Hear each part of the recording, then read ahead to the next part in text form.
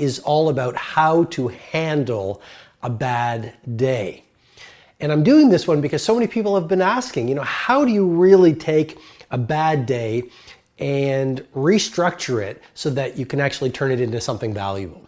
And so I'm going to share with you the 5 P's of turning a bad day into a valuable day and even an epic day. And I'm going to dial right into the first one, which is perspective.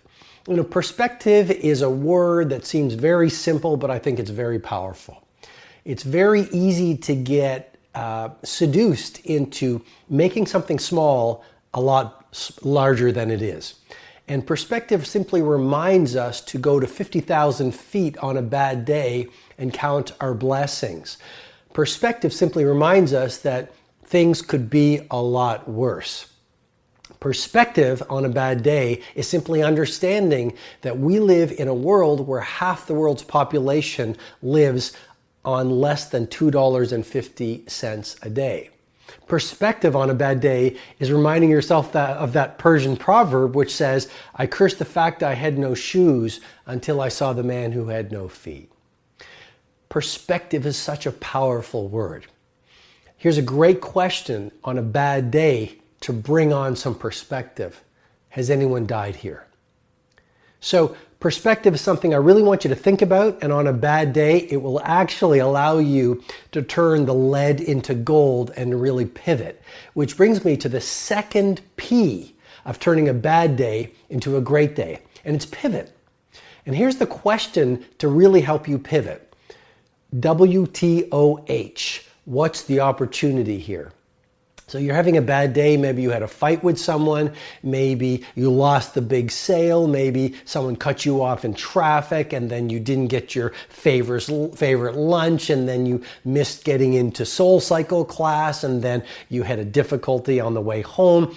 So let's say that's happening. You simply run the WTOH question, which will allow you to pivot. WTOH, what's the opportunity here? See, there's great power in a question, and it allows your brain to hunt for something good. And so how do you pivot? You ask yourself, what's the opportunity here?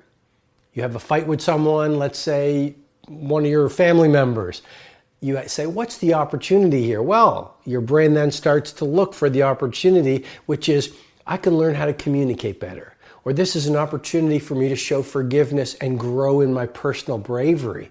This is an opportunity for me to understand my family member better. It's a great and powerful question. Which brings me to my third P in turning a bad day into a great day. And it's really pharmacy. The third P is pharmacy. And that's all about moving. When I have a difficult day, here's one of the first things I do. I will get on my mountain bike and I will ride like a bat out of wherever through the forest. And that releases dopamine in my brain, which is the neurotransmitter of inspiration. And that releases serotonin. Moving right on the bicycle, it releases serotonin, which is the pleasure neurotransmitter. And it cuts down on my cortisol, which is the fear hormone.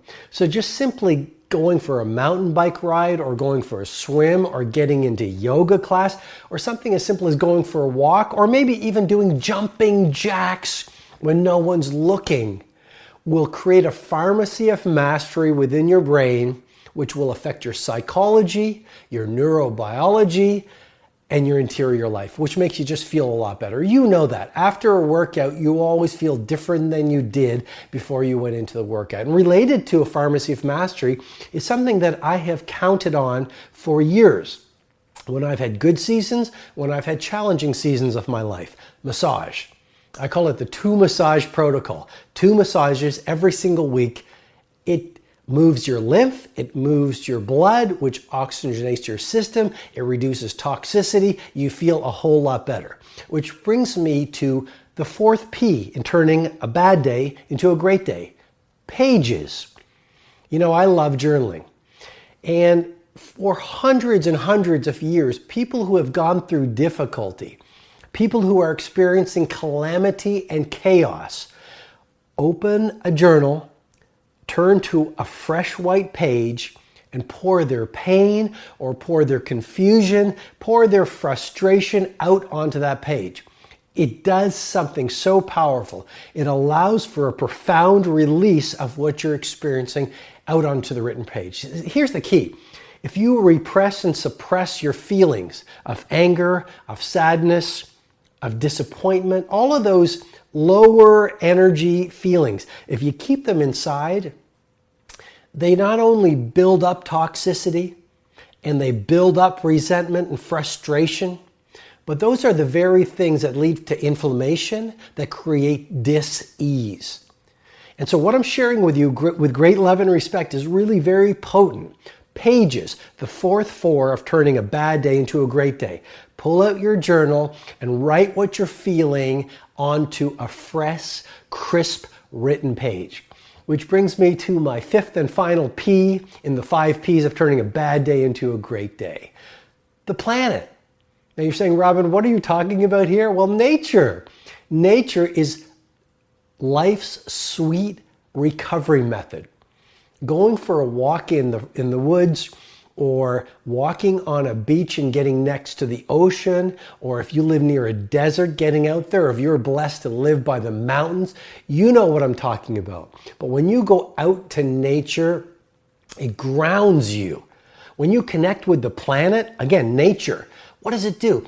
It gives you that recovery method so you actually breathe in the fresh air, but it reminds you you are part of something so much bigger than yourself. And maybe your bad day is taking you to a better place. You know, you've heard that old idea, but life doesn't really happen to you. Life really happens for you. And there is this incredible intelligence to life. We don't understand it. Look, you and I are humans. We resist it. But what if the thing you see as bad is just your false belief system judging it as bad? We all know this. The things that we seem as bad over time turned out to be blessings. And so everything is really happening for you, for your best interest. It's taking you to a better place. It's making you stronger. It's teaching you great lessons. Often we resist it, but it all comes for our good.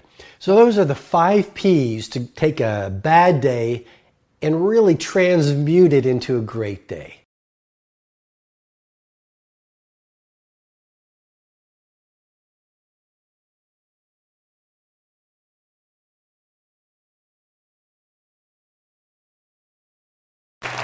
And that was my turn back moment.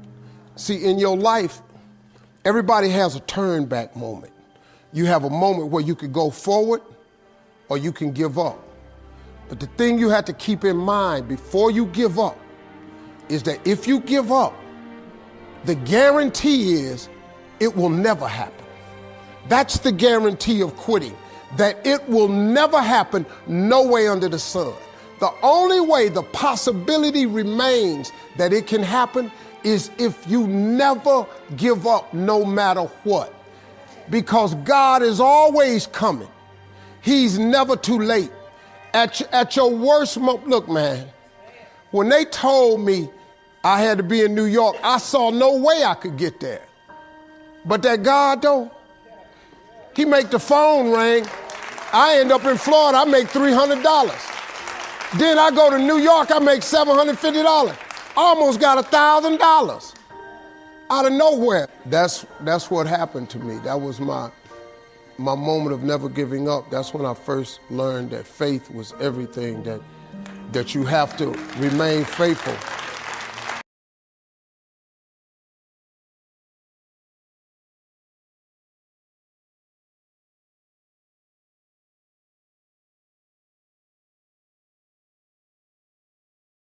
How important is success? How important is money? And how important is money to success? So to me, success was important, but you know, and I think this is true for almost everybody in the room. I think you have to love what you do. If you don't love what you do, you're not going to be successful. And I loved what I did. I did real estate. I went in early. I always loved sports. I would have loved to be any kind. I'm not a bad golfer, right? And you know, but I always we won. We won. We won. We're gonna always win, you and I. We're never gonna lose. They choked. They choked. Did they choke? They choked. They were chokers. They choked like dogs, right? Chokers and losers.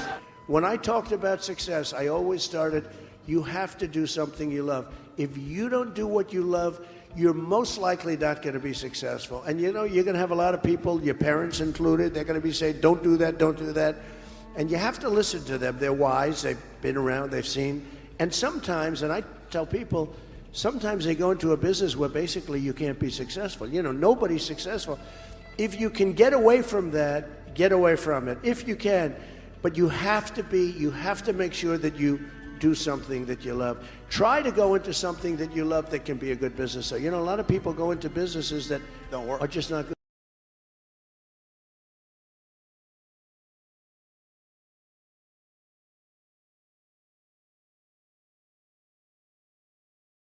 Folks will always point out reasons on why they're not living their dream, on why they're not manifesting their greatness. They will always be able to point those things out, but none of those things count. The only thing that counts are results, and results don't lie, ladies and gentlemen. They tell it all. Judge a tree by the fruit that it bears, not the ones that it might talk about, not the ones that it might wish for or think about or affirm about, but the fruit that it actually bears. So let us look. I think that all of us are committed. But I think that some of us are producing results in our lives that level of commitment brings that we particularly don't like or find distasteful. I don't think that as a participant in life, you cannot be committed. You're either committed to mediocrity or you're committed to greatness. You're either committed to being productive or you're committed to being non-productive. You're committed to being happy or you're committed to being unhappy. See, whatever you're doing, however you spend your time, that tells you who you are. So think about what it is you like to create in your life experience. Once I look at how you commit your time, once I do an evaluation on how you spend your time, I can tell you exactly what you're committed to. People that say they have dreams or want to open a business or want to do something differently than what they're now doing, they don't like their jobs, they're unhappy, they're unfulfilled. People who say they want to improve their income level, look at how they spend their time. How they spend their time, the commitment of their time, how they use that will really tell the truth.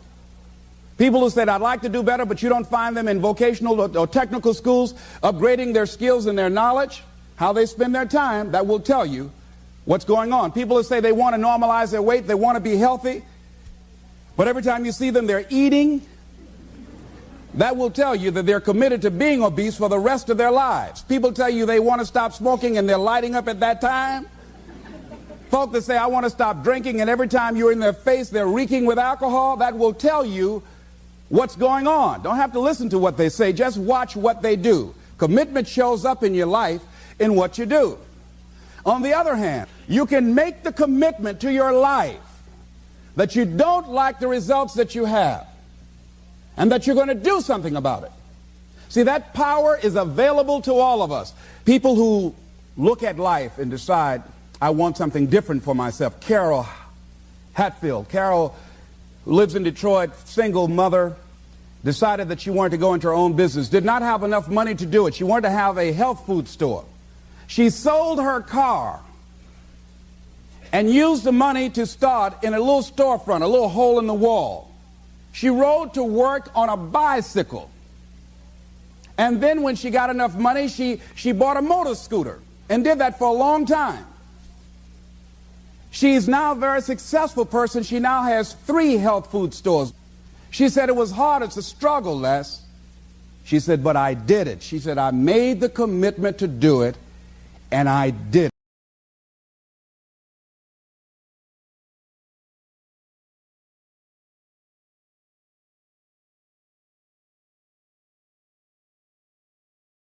These are the 2 lessons of life that this whole program is about. How to achieve and enjoy. That's extraordinary quality of life. And so part of what I'm committed to is not having you just experience achieving what you want, but loving it when you get it and loving the trip along the way. And how do you do that? It's learning how to appreciate along the way, not just waiting for that moment someday. Because the reason we've got goals anyway is not to get something. It's, going after a goal causes us to grow, right? It makes us become more if we're going to achieve it in most cases. And if you become more, you're going to be happy. And if you don't, if you cut the corners, if you give up, you're not going to be. So in essence, the art of fulfillment is how do I appreciate more of my life and how do I have more meaning? Invariably, that comes down to a sense of contribution, a sense that something I've done has mattered to someone besides me, that what I've done really has touched another soul, whether it be your children or a stranger. That life matters. And if I was going to give it to you in essence, what does it take for people to be happy? I'll tell you what it is. It's not just achievement, it's progress. Because achievement's for the moment. Think about it. Most people, they're so afraid of change, or they say, I don't want to listen to a program like that. I don't need to change anything. Why are you listening to that? Something wrong in your life? You don't listen to some program, change yourself? People are so scared of looking at their life or making it better, and almost as if to say that that's making their life look like it's been a mistake. I have a friend who was the head of CBS. He was the president of CBS at a time when that meant something. When the networks really ran the show. And he ran a company I took public. And he's an amazing man. And one day, Tony, I want to go to this Harvard extension course and just keep my education going. I said, well, that sounds fantastic. He did it. And a bunch of his friends who were top CEOs, and Fortune 500 companies, like, what's the matter with you? What, do you feel like you're losing it? Why are you going on this program? It's scary how most people's fear of uncertainty or that they're not enough keeps them from continuing to grow. And when growth is what makes you feel alive. We grow or we die. And you know the formula in life. This is not mine. Everything in the universe grows or it dies. Everything contributes or it's eliminated. Now, I don't know what brought you here initially, so I'm going to ask you to think about it right now. Did you come to this because, somebody pushed this on you? Yeah, your life sucks. You better listen to Tony Robbins. Let him get you motivated. Well, if you heard that, that person clearly has no clue what I really do. It's never been about motivation, but I think when people see, an audience, a seminar I'm working with, and, you got 3 or 4 or 10 or 12,000 people and they're jumping and celebrating in the state, it looks like a revival meeting. But if you saw a rock concert and you saw that, you go, that's cool. Or if you saw, it was an NBA championship game, you go, oh my God, turn the sound up. What is this? It's just because I believe education should be playful, passionate, fun, alive. I believe life needs to be celebrated, not just survived. And so what I do is I take people who would never do this stuff in a million years and show them what's possible. But the reason they're like that is not just because they're jumping up and down. It's because they have a sense of what they're after in life. They're making progress and they have meaning.